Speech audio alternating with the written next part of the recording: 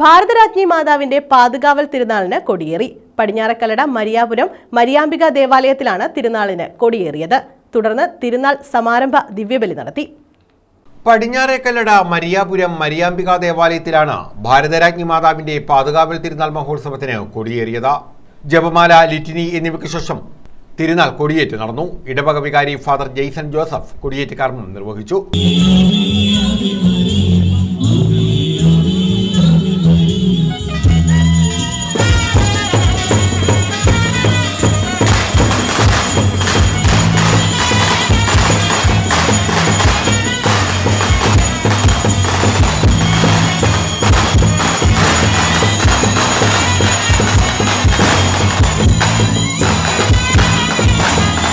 തുടർന്ന് തിരുനാൾ സമാരംഭ ദിവ്യബലി നടത്തി. ചവറ സൗത്ത് ഫെറോന വികാരി ഫാദർ ജോർജ് സെബാസ്റ്റ്യൻ തിരുനാൾ സമാരംഭ ദിവ്യബലിക്ക് മുഖ്യ കാർമ്മികത്വം വഹിച്ചു.